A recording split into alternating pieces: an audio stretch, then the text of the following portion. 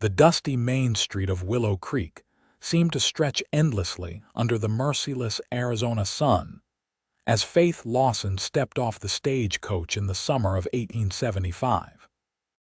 Her blue calico dress was wrinkled from the three-day journey, and wisps of auburn hair had escaped her once neat bun, framing a face both beautiful and weary. Faith clutched her worn leather satchel tightly against her chest, feeling the weight of her past pressing down on her shoulders as heavily as the frontier heat. "Welcome to Willow Creek, madam," the driver said, handing down her small trunk. "Your aunt's place is just down the road, past the Mercantile." Faith nodded her thanks, scanning the ramshackle buildings that comprised the small frontier town. It was nothing like the bustling streets of Boston she'd left behind. The wooden structures seemed to lean against each other for support, as if the harsh desert winds might blow them away at any moment. Men in dusty clothes and wide-brimmed hats moved purposefully along the boardwalks, while a few women in practical dresses hurried about their business. After her husband Thomas's death from consumption, Faith had nowhere to turn but to her mother's sister, Aunt Mabel, who'd written years ago about her life in this frontier town. The journey west had drained what little savings Faith had left, but she prayed her skills as a seamstress would help her build a new life here. As she began to walk, pulling her trunk behind her, a commotion erupted from the saloon. The batwing doors burst open, and a man stumbled backward onto the street, followed by another man with fists raised. Faith froze, clutching her belongings tighter as the two men circled each other. "You're a cheat, Dawson," the first man spat, his face flushed with whiskey and rage. The other man, tall and broad-shouldered with sun-bronzed skin, merely shook his head. "You lost fair and square, Jenkins. Now go home to your wife before you make more of a fool of yourself." Faith couldn't tear her eyes away from him. His voice was deep and steady, carrying the easy authority of a man comfortable in his own skin. He wore simple clothes, dusty jeans, a blue shirt with the sleeves rolled up revealing tanned, muscular forearms, and a well-worn hat that shadowed intense eyes. Jenkins lunged forward with a roar, but the taller man sidestepped easily, using his opponent's momentum to send him sprawling in the dirt.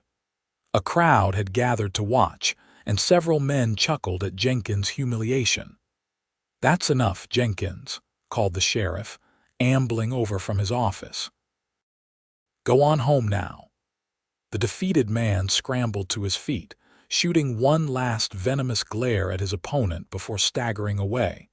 Only then did the tall man notice Faith standing there, her wide eyes taking in the scene. He touched the brim of his hat in acknowledgement, a hint of a smile playing at the corners of his mouth. "My apologies, madam," he said, his voice gentler now. "Not the most civilized welcome to our town." Faith began, then fell silent, unsure what to say. This was certainly different from Boston society. "You must be Mabel Hartford's niece," he continued, stepping closer. "She's been talking about your arrival for weeks." Faith nodded, surprised. "Yes, I'm Faith Lawson. I've just arrived from Boston." "Frank Dawson," he replied with a slight bow. "I own the Double D Ranch outside of town. Your aunt's place is on the way to my property. May I escort you there?" Before Faith could answer, a woman's voice called out. "Faith! Oh, my stars, you've arrived." Aunt Mabel hurried toward them, a plump, gray-haired woman with kind eyes and a wide smile. She embraced Faith warmly, then stepped back to look at her. "You're even prettier than your mother was at your age," she declared. "Oh, I see you've met Frank already." "Just now," Faith said, casting a glance at the tall rancher who was watching them with interest.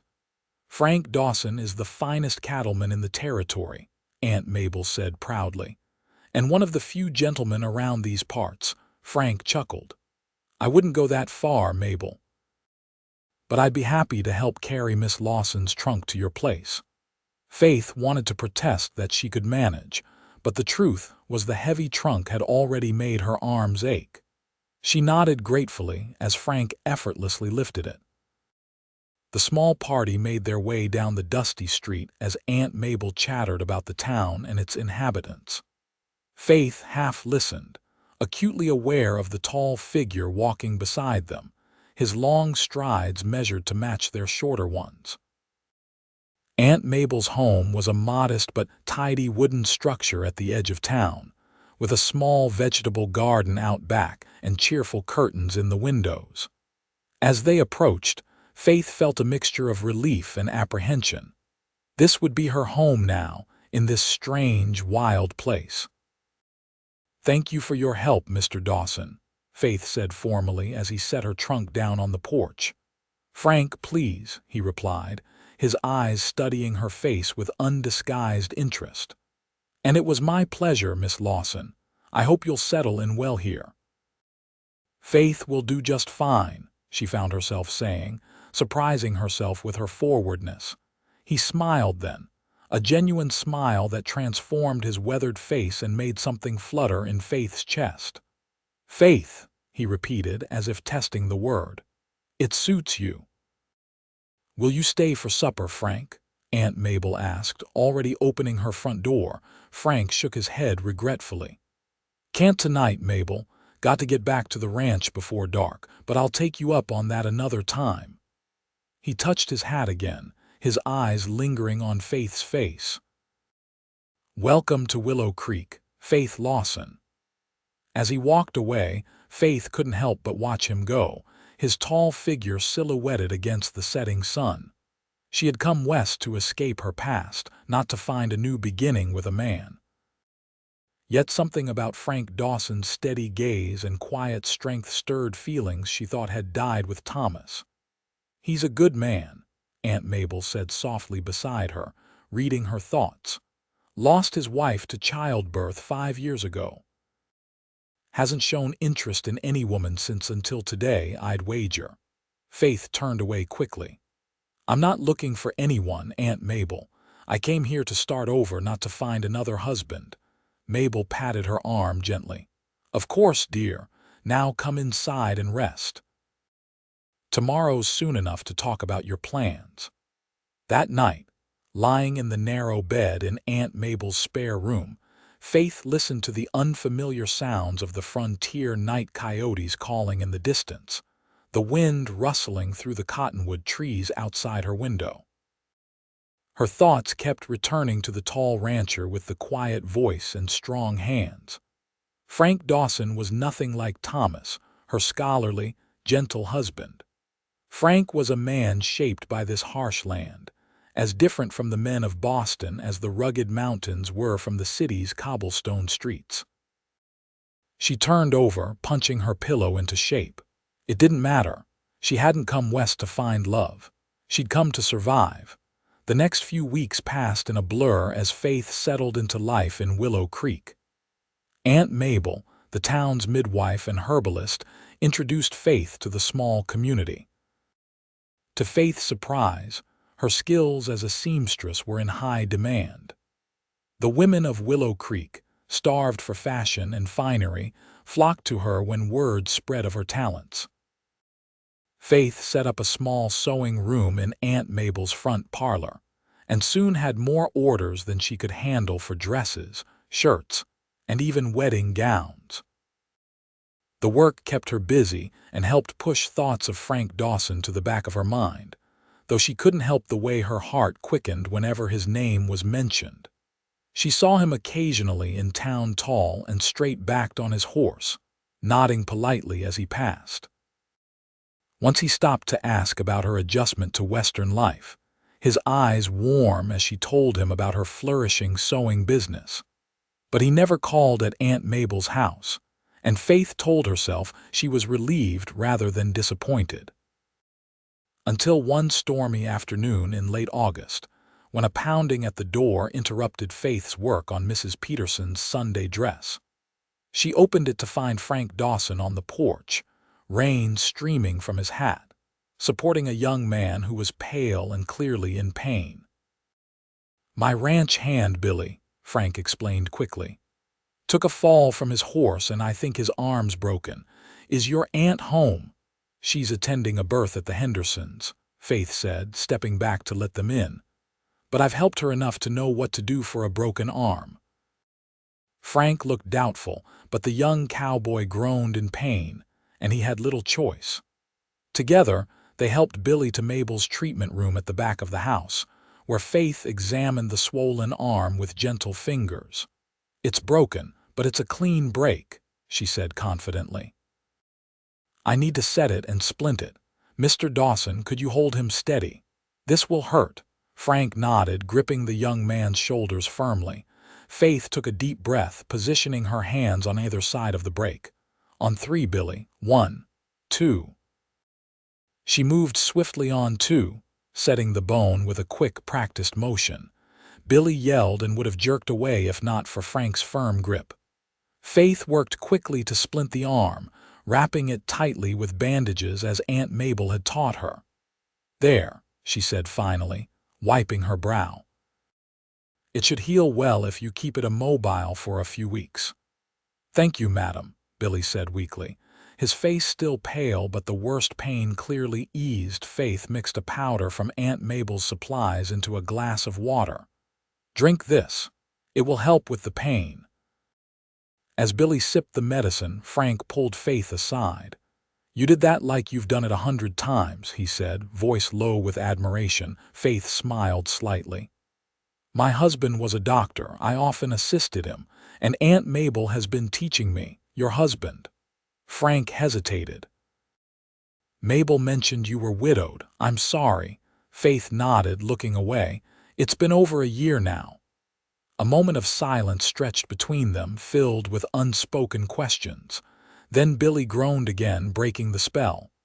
"I should get him back to the ranch," Frank said. "It's letting up outside." Faith glanced at the window where rain still lashed against the glass. "It's still pouring and he shouldn't be moved much. Let him rest here until Aunt Mabel returns." Frank looked torn but finally nodded. "If you're sure it's no trouble." "None at all," Faith assured him, wondering why her pulse was racing at the thought of Frank Dawson staying a while longer. While Billy dozed on the treatment room cot, Faith made coffee and found herself sitting across from Frank at Aunt Mabel's kitchen table. The rain drummed on the roof, creating a cocoon of sound around them. "Your ranch is doing well?" Faith asked, searching for a safe topic. Frank nodded, his large hands cradling the coffee mug. "Well enough. We're expanding the herd this year. I've got good men working for me, Billy included." He smiled slightly. "Though they seem prone to accidents lately." Faith found herself smiling back. "And what brought you to ranching, Mr. Dawson?" "Frank," he reminded her. "I came west after the war, fought for the Union, and afterward couldn't settle back into city life." His eyes darkened momentarily. "Saw too much, I suppose. The open spaces out here, they helped." Faith nodded, understanding more than he might realize. After Thomas died, the confined streets of Boston had seemed to close in on her, every familiar corner holding memories that wounded. "And you?" Frank asked. "What brings a Boston lady to our rough little corner of the world? After Thomas died, there was nothing for me there," she said simply. "He left debts I couldn't pay. Aunt Mabel was my only family willing to take me in." Frank's eyes were steady on her face. "You've made a place for yourself here quickly. The whole town's talking about your sewing." Faith felt a blush warming her cheeks. "It's just something I've always done." "No, it's more than that," Frank said, leaning forward slightly. "You've brought something this town needed, something." He seemed to search for the word. Something refined but practical too. The compliment warmed her more than it should have. "Thank you," she said softly. The front door opened then, and Aunt Mabel bustled in, shaking rain from her shawl. "Land sakes, what a day!" Faith, she stopped short, taking in the scene before her. "Well, Frank Dawson, this is a surprise." Frank stood quickly. Mabel, young Billy took a fall and broke his arm. Faith set it for him neat as any doctor I've seen. Aunt Mabel's eyes twinkled as she looked between them. Did she now? Well, I've always said the girl has healing hands. After Aunt Mabel checked Billy's arm and pronounced Faith's work just right, Frank prepared to take his ranch hand home. The rain had stopped, leaving the world outside fresh washed and gleaming. "Thank you," Frank said to Faith as they stood on the porch. "Not just for Billy's arm, but for the coffee and conversation, too." "You're welcome any time," Faith said, then blushed at her forwardness. Frank's eyes warmed. "I might take you up on that." He hesitated, then added, "The harvest dance is coming up in 2 weeks. Would you consider accompanying me?" Faith's heart leapt, then just as quickly fell. I don't know if I should. I haven't been to a dance since." "I understand," Frank said quickly. "It's too soon." "No," Faith found herself saying. "It's not that. It's just, I came here to start over on my own." Frank studied her face for a long moment. "Starting over doesn't have to mean being alone," he said quietly. "But I respect your decision. The invitation stands if you change your mind." After he left, leading his horse with Billy mounted carefully on it, Aunt Mabel gave Faith a knowing look. "That man hasn't asked a woman to a dance since his wife died," she said. "He must see something special in you." Faith busied herself clearing the coffee cups. "It doesn't matter. I'm not looking for a husband." "Who said anything about a husband?" Aunt Mabel chuckled. "It's just a dance, Faith. Just a dance." But as the days passed, Faith found herself thinking more and more about the invitation. Frank didn't press the issue when they met in town, simply tipping his hat with that quiet smile that made her heart flutter. She told herself firmly that this was foolishness. She'd loved and lost once. She wouldn't risk her heart again. Yet the night of the harvest dance, Faith found herself standing before the small mirror in her room, pinning up her hair and smoothing the skirts of her best dress, a deep blue that brought out the color of her eyes. She told herself she was going because Aunt Mabel wanted company, not because she hoped Frank would ask her to dance. The town hall had been transformed with lanterns and autumn leaves, a fiddler and banjo player providing lively music. Faith felt eyes on her as she entered with Aunt Mabel, and her steps faltered when she saw Frank, standing with a group of ranchers near the refreshment table. He was dressed in clean black pants and a crisp white shirt, his usually tousled hair neatly combed, and she thought he was the most handsome man she'd ever seen. He saw her almost immediately, his conversation trailing off mid-sentence. With a brief word to his companions, he crossed the room to her. "You came," he said simply. Faith nodded, suddenly shy. "I decided Aunt Mabel shouldn't have to come alone." Frank's eyes crinkled with amusement. "Of course." He held out his hand. "Would you do me the honor of this dance, Miss Lawson?" The touch of his hand on hers sent warmth spiraling through Faith's body as he led her onto the dance floor.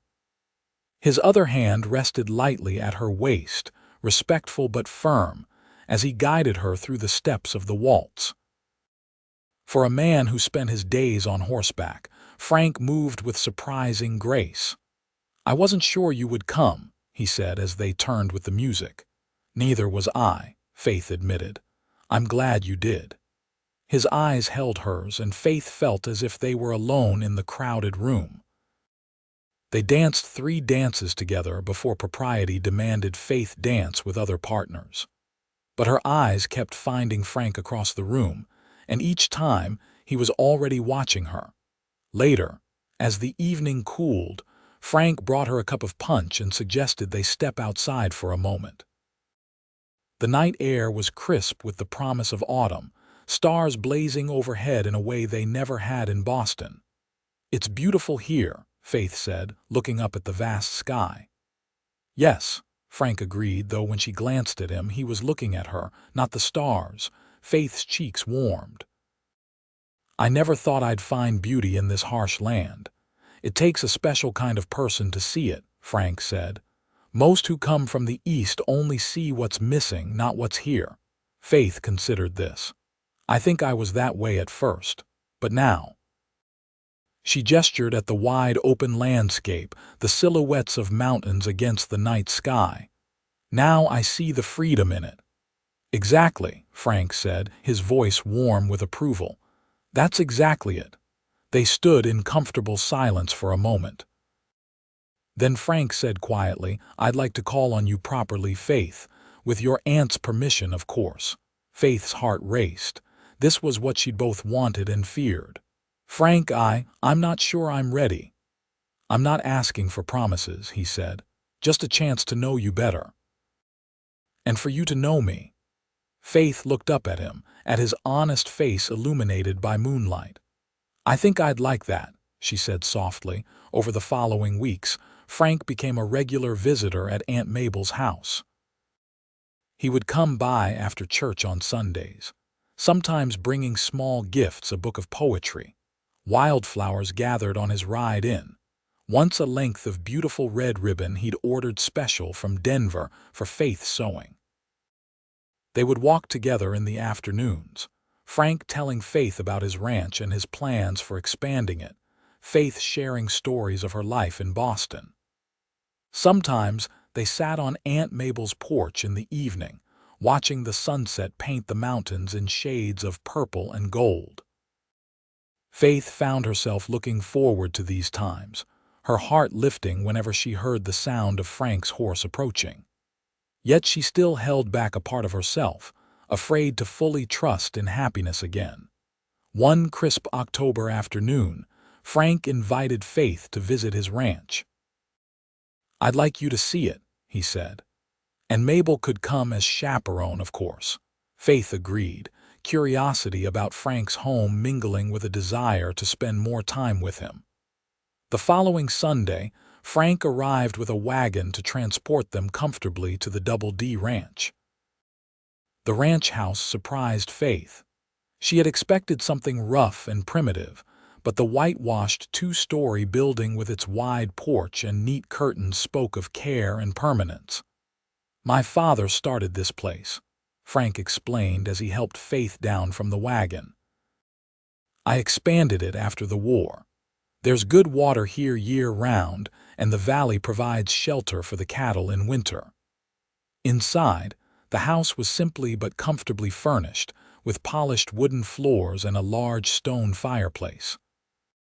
Touches of feminine influence remained: a painted china vase on the mantel, embroidered cushions on the sofa. Sarah's things, Frank said quietly, following Faith's gaze. My wife.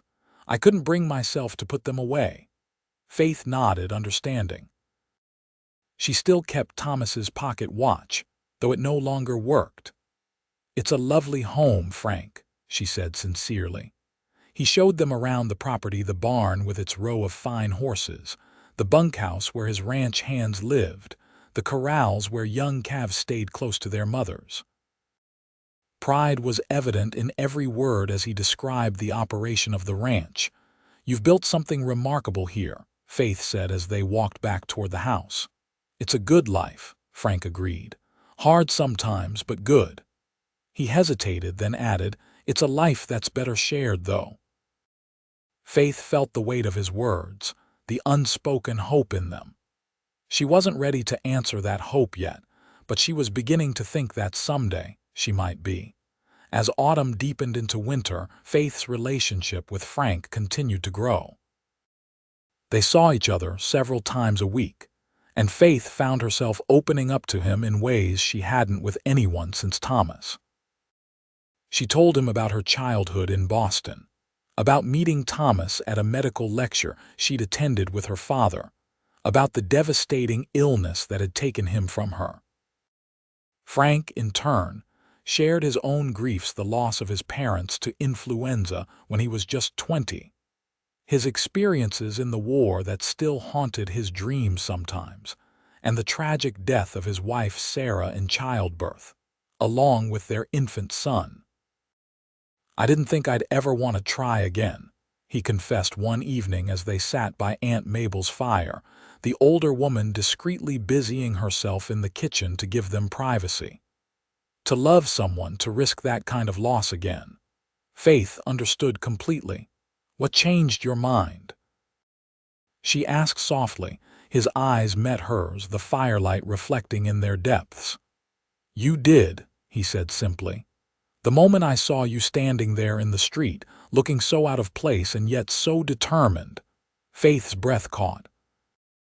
No one had ever looked at her the way Frank did, as if she were both delicate and strong at the same time. Frank, she began, not sure what she wanted to say. He reached out, taking her hand in his larger one. You don't need to say anything, Faith. I know you're still healing too, I can wait. But as Christmas approached, Faith found herself thinking that perhaps she'd waited long enough. The feelings she had for Frank were different from what she'd felt for Thomas, but no less real. Thomas had been her youthful love, the safe and familiar choice her parents had approved. Frank was something else entirely, a man who challenged her, who saw her strength as well as her vulnerability, who made her feel alive in a way she'd forgotten was possible. 2 days before Christmas, a blizzard swept down from the mountains, blanketing Willow Creek in deep snow.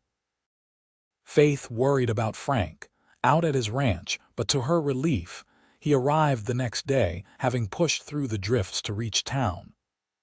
I couldn't miss Christmas with you, he said, stomping snow from his boots as he entered Aunt Mabel's warm kitchen. His face was reddened from cold, but his eyes were bright with pleasure at seeing her. That evening, after a dinner that showcased Aunt Mabel's considerable cooking skills, they exchanged simple gifts by the fire. Faith had sewn Frank a new shirt of fine blue cotton, embroidering his initials discreetly on the cuff. He ran his fingers over the stitching, clearly touched by the personal nature of the gift. It's beautiful, he said, though I'm afraid my gift isn't nearly so fine. He handed Faith a small package wrapped in brown paper. Inside was a silver brooch shaped like a wild rose, simple but exquisitely crafted. It was my mother's, Frank said as Faith stared at it in wonder. One of the few things of hers I kept. Frank, I can't accept this, Faith protested. It should stay in your family. That's what I'm hoping, he said quietly, meeting her eyes steadily. Faith, I know it hasn't been very long, but I think we both know what's growing between us. I'm not asking for an answer tonight, but I want you to know that when you're ready, I want to make a life with you. Faith's heart pounded in her chest. Are you asking me to marry you? Frank took her hands in his. Not yet, but soon if you'll let me. Faith looked into his eyes and saw the future there, a life at the Double D Ranch, days spent working side by side, nights in the warmth of his arms. It scared her and thrilled her all at once. I think, she said slowly, that when you do ask, my answer will be yes. The joy that spread across Frank's face was like sunrise breaking over the mountains. He lifted her hand to his lips, pressing a fervent kiss to her knuckles. That's all I needed to hear, he whispered. The new year brought changes to Willow Creek. A mining company began operations in the nearby hills, bringing an influx of workers and their families. Faith's sewing business boomed, and Aunt Mabel found herself busier than ever with her healing practice. Frank called on Faith as regularly as his ranch duties allowed, their relationship deepening with each meeting. By February, the whole town was watching them with knowing smiles, waiting for the inevitable announcement. One evening, as they walked back from a town social, Frank suggested they stop by the church. Pastor Miller has a new book he thought I might be interested in, he explained. But when they entered the small church, Faith was surprised to find it lit with candles, a vase of hothouse flowers, an expensive rarity in winter, sitting on the altar. Frank, she questioned, turning to find him watching her with an intense expression. He took her hands in his. "I wanted to do this right," he said, "in a place of faith, which seems fitting given your name." He smiled briefly, then grew serious again. "Faith Lawson, this past half-year has been the happiest of my life. You've brought light and warmth back into my world when I thought both were gone forever." He dropped to one knee, still holding her hands. "I love you, Faith. Will you do me the honor of becoming my wife?" Tears welled in Faith's eyes as joy filled her heart. "Yes," she whispered. "Yes, Frank, I will." He rose and took her in his arms, his kiss both tender and passionate, a promise of the life they would build together. The town celebrated their engagement enthusiastically. Even as the winter snows melted and spring began to transform the landscape, preparations for the wedding moved forward. Faith sewed her own wedding dress of creamy satin, simple but elegant, while Aunt Mabel planned the wedding feast. On a perfect May morning with wildflowers carpeting the hills around Willow Creek, Faith and Frank were married in the small church where he had proposed. Faith had never seen Frank look so handsome, so proud, as when he watched her walk down the aisle toward him. And when they spoke their vows, his voice never wavered, his eyes never left hers. "I now pronounce you man and wife," Pastor Miller declared, and the gathered townspeople erupted in cheers as Frank kissed his bride. The wedding celebration lasted well into the evening, with dancing and feasting and many toasts to the happy couple. As the sun began to set, Frank and Faith departed for the Double D Ranch, their home now. Faith had visited the ranch many times during their engagement, helping Frank prepare it for her arrival. They had redecorated several rooms, choosing new curtains and linens together, making the house truly theirs while still honoring the memories it held. Now, as Frank carried her over the threshold, Faith felt a sense of rightness, of homecoming. This was where she belonged, with this man who had helped her find joy again when she thought it lost forever. Their first weeks as husband and wife were a time of adjustment and discovery. Faith learned the rhythms of ranch life, rising early to prepare breakfast for Frank and his hands, managing the household, even learning to ride properly so she could accompany Frank on his rounds of the property. Frank was a patient teacher and a considerate husband, always mindful of Faith's comfort and happiness.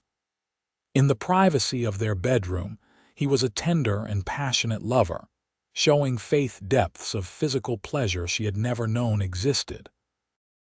As spring turned to summer, Faith settled fully into her role as the mistress of the Double D. She planted a vegetable garden near the house and started a small flock of chickens.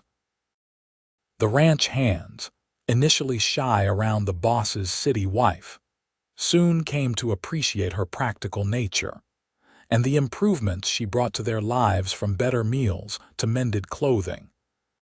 Faith continued her sewing business on a limited basis, taking orders from her friends in town but prioritizing her duties at the ranch. She and Frank fell into an easy partnership, discussing the ranch operations each evening over supper, making plans for its future. But as happy as Faith was, a shadow began to grow in her heart.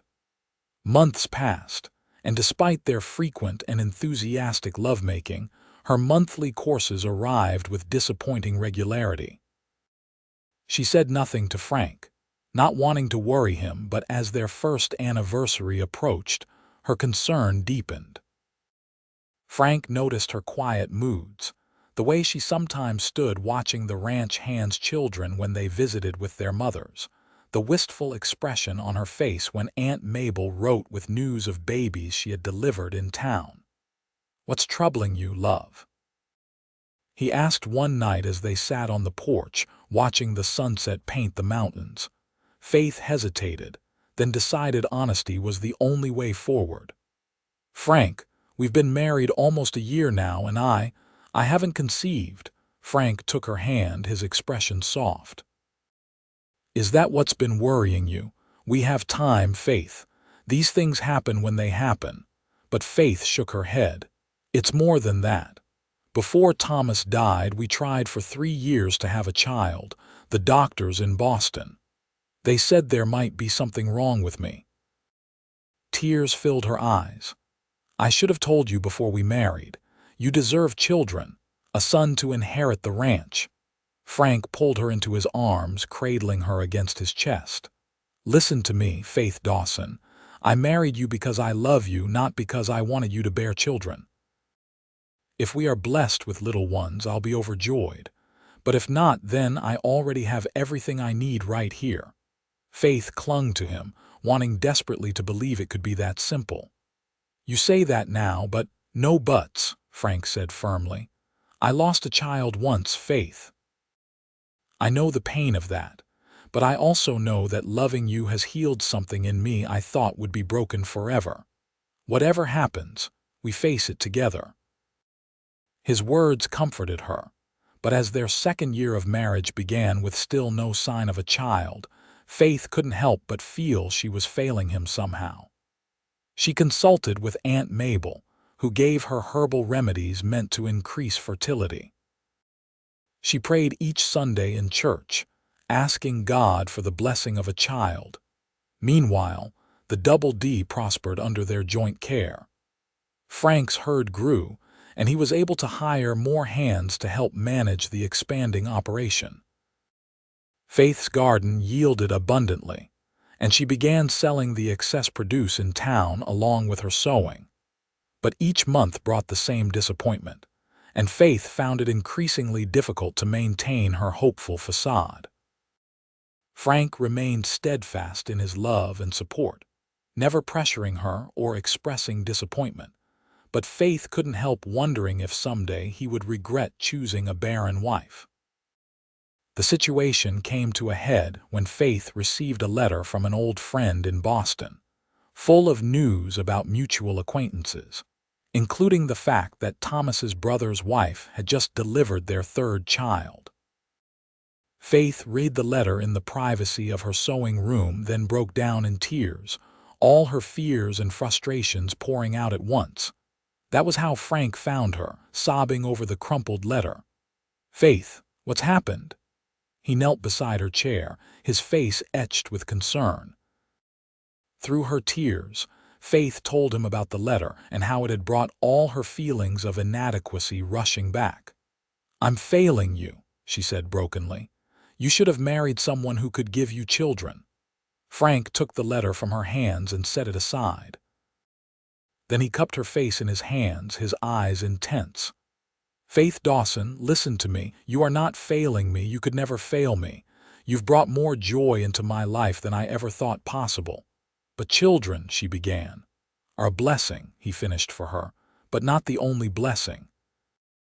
What we have together is rare and precious, Faith.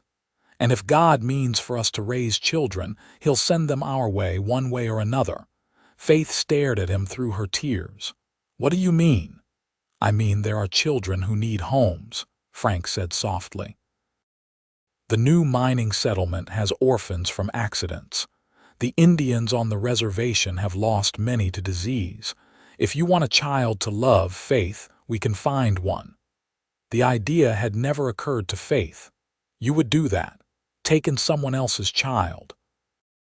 Any child we raise together would be ours in all the ways that matter, Frank said firmly. But that's for the future to decide. Right now, I need you to hear me, really hear me. He took her hands in his. She couldn't give him a child, he said, his voice thick with emotion. The cowboy said then, I'll love you twice as much for the silence. Fresh tears spilled down Faith's cheeks, but these were different tears of relief, of overwhelming love for this man who saw her worth beyond her ability to bear children. I love you, she whispered. So much. Frank gathered her into his arms. And I love you more than I have words to say. Whatever comes, Faith, we face it together. That night, as they lay together in the darkness, Faith felt a weight lift from her heart. For the first time since their marriage, She truly believed that Frank's love for her wasn't conditional on her ability to bear children. He wanted her, just as she was. The following spring brought unexpected news to the Double D. A young woman who worked at the mining company's office had died in childbirth, her husband having perished in a mine collapse months earlier. The infant, a healthy baby girl, had no relatives willing to take her. Pastor Miller, knowing of Faith and Frank's situation, rode out to the ranch personally to tell them. "The child needs a home," he said simply. "I thought of you two immediately." Faith and Frank exchanged a look, years of shared dreams and disappointments passing between them in an instant. No words were needed. They both knew this was meant to be. "When can we see her?" Faith asked, her heart already reaching out to this motherless child. The baby was tiny, with a dusting of dark hair and eyes that seemed too knowing for one so young. As the pastor's wife placed her in Faith's arms, something clicked into place in Faith's heart, an immediate, overwhelming love. "Hello, little one," she whispered, tears blurring her vision. "I'm going to be your mama." Frank stood beside her, one hand on Faith's shoulder, the other gently stroking the baby's cheek. "And I'll be your papa," he added, his voice rough with emotion. "We're going to give you a good life, little girl." They named her Hope, for all she represented to them, the hope that had sustained their love through disappointment, the hope for a family they had never abandoned, the hope of a future filled with the joy of raising this child together. The adoption process was simple in the frontier territory, with Pastor Miller handling the necessary paperwork. Within weeks, Hope was legally their daughter, and Faith threw herself into motherhood with all the love and care she had stored up over years of waiting. The Double D Ranch house, already a home filled with love, now rang with a baby's cries and laughter. Frank built a cradle with his own hands, and Faith sewed tiny dresses and blankets. Aunt Mabel visited often, bringing herbal remedies for colic and teething, and delighting in her role as honorary grandmother. Hope thrived under their care, growing from a solemn infant into a sunny toddler with Frank's smile and a determined spirit that reminded Faith of herself. She followed Frank around the ranch as soon as she could walk, perched on his saddle when he rode out to check the cattle, and fell asleep each night listening to Faith sing the lullabies of her own Boston childhood. When Hope was 3, another opportunity arose. A ranch hand and his wife, both friends of Frank and Faith, died of typhoid, leaving behind twin boys just a year older than Hope. Without hesitation, Frank and Faith opened their home to the boys, Matthew and Mark. "We have plenty of love to go around," Faith said when Frank asked if she was sure about taking on 2 more children. "And Hope will love having brothers." The adjustment wasn't without challenges. The boys, grieving and confused, tested boundaries and patience alike in those first months. But gradually, the healing power of consistent love and clear expectations worked its magic. The twins settled in, forming a special bond with Hope, who delighted in having big brothers to play with and occasionally boss around. Faith watched her family grow with a heart full of gratitude. These children might not share her blood, but they were hers in every way that mattered. She loved them fiercely, completely, and received their love in return messy, noisy, and perfect. 5 years into their marriage, when Faith had long since stopped counting the months of disappointment, the impossible happened. The persistent nausea she attributed to a spring stomach ailment continued too long to ignore. Aunt Mabel, visiting for Sunday dinner, took one look at Faith's face and knew. "Well, well," she said, her eyes twinkling. "Seems like the good Lord had his own timing in mind." A quick examination confirmed what Faith hardly dared believe. She was with child. Frank's reaction, when she told him that night after the children were asleep, was everything Faith could have hoped for. Joy, wonder, and concern for her well-being all mingled in his expression as he gathered her carefully into his arms. "Are you happy?" she asked, still hardly believing it herself. "Beyond words," he said, his voice husky with emotion. "But Faith, I need you to know this doesn't change how I feel about our family.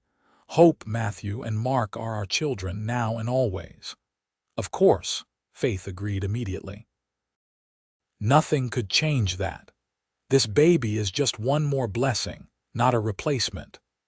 The pregnancy progressed normally, though Faith was closely monitored by Aunt Mabel and the town's new doctor, who had trained at the same medical school as Thomas. Frank hovered anxiously, insisting Faith rest more and hiring a woman from town to help with the heavier household chores. Hope, now almost 4, was fascinated by her mother's growing belly, talking to the baby and making plans for teaching her new sibling. She was convinced it was a sister. All the important things like how to collect eggs without upsetting the hens.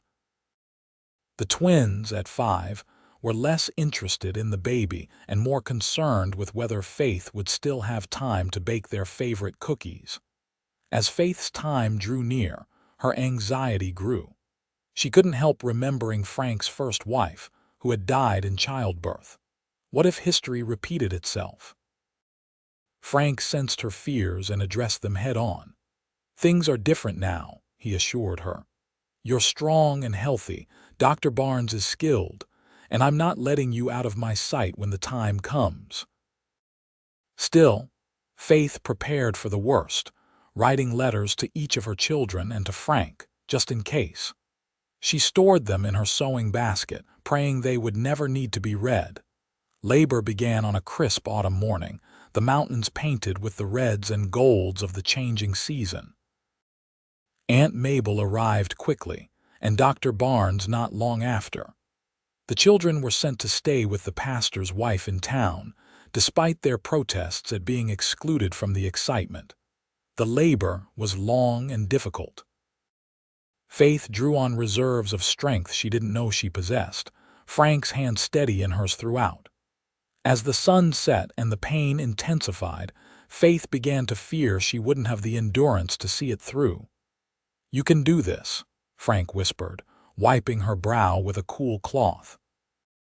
"You're the strongest person I know, Faith Dawson." In the darkest hour of the night, with Faith's strength nearly spent, their son entered the world with a lusty cry that belied his small size. "Doctor." Barnes placed him on Faith's chest, and through her exhaustion, Faith felt a surge of fierce love for this tiny, perfect being. "Hello, John," she whispered, using the name they had chosen to honor both their fathers. "We've been waiting for you." Frank's face, as he gazed down at his wife and son, was a study in awe and gratitude. "He's beautiful," he said, his voice breaking, "and so are you." The recovery was slow but steady. Faith nursed her son, marveling at this miracle neither of them had expected. When the other children returned home, they accepted their new brother with the adaptability of the young curious, occasionally jealous, but ultimately protective and loving. As Faith rocked John to sleep one evening, Frank came in from settling the older children for the night. He stood in the doorway watching them, his expression so full of love it made Faith's heart swell. "What are you thinking?" she asked softly. Frank crossed the room to kneel beside her chair. "I'm thinking about the day I met you, standing in the street looking so lost and so brave at the same time. I'm thinking about all we've been through together, all the joy and pain we've shared." He reached out to stroke John's downy head, then took Faith's free hand in his. "And I'm thinking that, when I said I'd love you twice as much for the silence, I had no idea how much more love was possible." Faith leaned down to kiss him, tears of happiness pricking her eyes. "The silence turned out to be pretty noisy after all," she said with a smile. Nodding toward the children's rooms where the twins were still giggling instead of sleeping, Frank chuckled. Wouldn't have it any other way. As John grew from infant to toddler, joining his siblings in the daily adventures of ranch life, Faith often reflected on the journey that had brought her to this place. The young widow who had stepped off the stagecoach in Willow Creek all those years ago could never have imagined the life that awaited her, a life richer and more fulfilling than anything she had dared to dream. The Double D prospered, expanding its operations as the region developed. Frank's reputation as a fair and innovative rancher grew, bringing opportunities for leadership in the Territorial Cattlemen's Association. Faith's sewing business evolved into a small dress shop in town, managed mostly by a young woman she had trained while Faith focused on her family and the ranch. Hope, now a young lady of 16, had inherited Faith's talent with a needle and Frank's way with horses, a combination that made her unique in their community. The twins, tall and strong at 17, worked alongside their father on the ranch, already showing signs of the capable men they would become. And young John, at 12, was the peacemaker of the family, with a gentle spirit and keen mind that suggested he might follow a different path from his siblings. Faith's fears that she might somehow love her biological son differently from her adopted children had proven groundless. Each child was unique, special, and wholly loved for exactly who they were. The bonds of family had been forged not by blood but by shared experiences, by years of daily love and care, by the choice Frank and Faith had made to build a home where belonging was defined by love rather than birth. On their 20th wedding anniversary, the children conspired to give them a rare day alone together. Faith and Frank rode out to the ridge overlooking the ranch, the same spot where Frank had proposed a second time on their first anniversary. Spread below them was the tangible evidence of their partnership: the expanded house, the new barn, the healthy herds grazing in lush pastures, the orchards Faith had insisted on planting years ago now bearing abundant fruit. "Did you ever think we'd have all this?" Faith asked, leaning back against Frank's chest as they sat together on a blanket, sharing the picnic Hope had packed for them. Frank's arms tightened around her. Though his hair was now streaked with silver and the lines around his eyes had deepened, he was still the handsome cowboy who had captured her heart all those years ago. "I hoped," he said, pressing a kiss to the top of her head, "but I couldn't have imagined just how good it would be." He turned her in his arms so he could see her face. "You know, that day when I told you I'd love you twice as much for the silence, I meant it with all my heart. But what we've created together goes beyond anything I could have promised then." Faith touched his face, tracing the beloved features that had become as familiar to her as her own. "We created a family," she said softly. "Not the way we expected, perhaps, but perfect in its own way." "Perfect," Frank agreed, leaning down to kiss her with the same tenderness, the same passion that had marked their love from the beginning. "Just like you, Faith Dawson." As they rode back to the ranch in the golden light of late afternoon, Faith reflected on the journey that had brought her west, to this man, this life, this abundance of love. She had come seeking merely to survive, but had found instead a way to truly live with purpose, with joy, and with a love that had only grown stronger through every challenge they had faced together. The future stretched before them, filled with the promise of grandchildren, of new chapters to be written, of love that would continue to expand and deepen with each passing year. Faith reached for Frank's hand as they approached their home, their fingers intertwining in the familiar gesture that had always said what words sometimes could not: "I am here. I love you. We are stronger together." And in that moment, Faith knew with absolute certainty that their story, unexpected, challenging, beautiful beyond measure, was exactly as it was meant to be.